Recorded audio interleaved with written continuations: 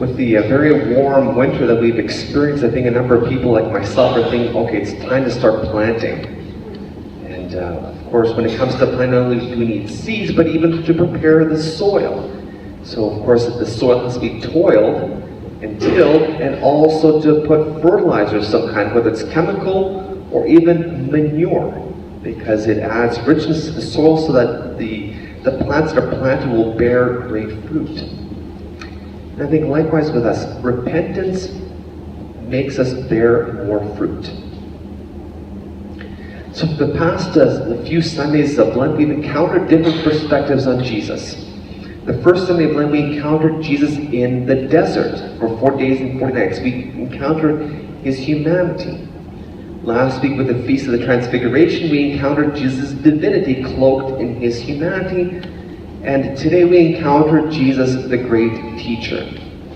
And Jesus' ability to teach was profound because he was able to articulate profound truths in ways that people could understand, using parables.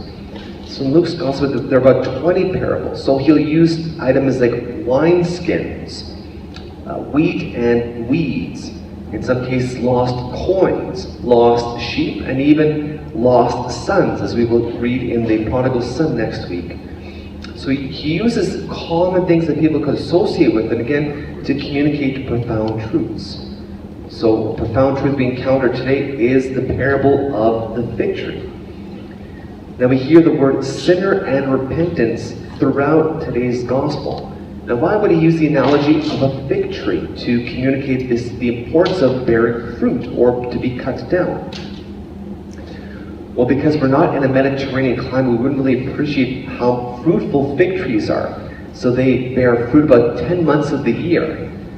Now the landowner in today's gospel says for 3 years this tree has borne no fruit, but in fact was more likely 9 years that this tree has not borne fruit. Well, why? Well, for the first 3 years it won't produce fruit because it's been initially planted, so it's given time to grow. And in Leviticus in chapter 19, the people are told for the next 3 years they're not to eat of the fruit of this tree. So now we encounter this gardener who's, or the landowner is saying, hey, 3 years have come since then, so 9 years, and still has not borne fruit. So he says, hey, cut it down, let's essentially plant something else that will bear more fruit. But the gardener says, hey, you know, let's till it and put some manure in it, some fertilizer, and give it one more chance to see if it bears fruit. And if it does, great. If not, well, cut it down. And so fertilizer hopefully will allow this fig tree to bear fruit. Now what about repentance? I mean, the word in Greek means metanoia, so to turn around, to have knowledge in terms of turning around. And I think that the reason why I think all of us are here is we've encountered God's mercy, that we've turned around from our former ways to be someone who follows the Lord. And I think each one of us, I think, has a story of how we've encountered God's mercy. Otherwise we wouldn't be here, because then we wouldn't need God in our lives. But we've encountered God's profound mercy. And I think if we think about our former ways, and I think like myself, I mean, there's a lot of things I'm ashamed of or humiliated as a result of what happened. But I think that could be kind of the dung or the manure, which enables us to, in turn, be fruitful. Because I think in a lot of ways it teaches us humility. I think more profoundly, it reminds us of God's mercy. He is a God who forgives. And I think it's wise to even think about this year of mercy that Pope Francis called it. This year of mercy should enable us to be renewed in God's mercy, and in turn be a consolation to other people. So of course, in terms of repentance, yeah, we turn away from our former lives and bear fruit. And I think that fruitfulness comes in doing what Jesus himself did. He taught. He used things that were common to the people in order to communicate profound truths.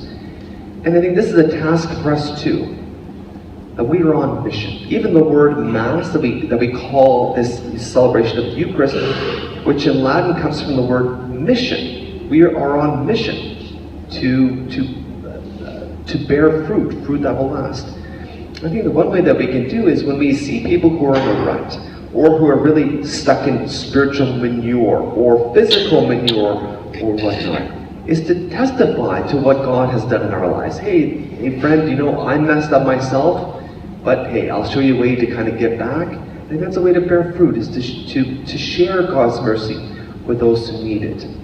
I think, again, if we reflect upon our lives, how we've encountered mercy, well, I think it's because we got into some muck.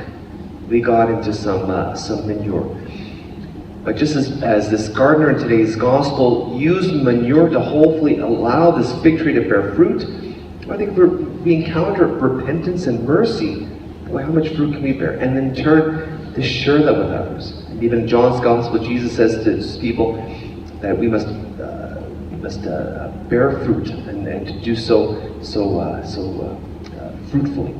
And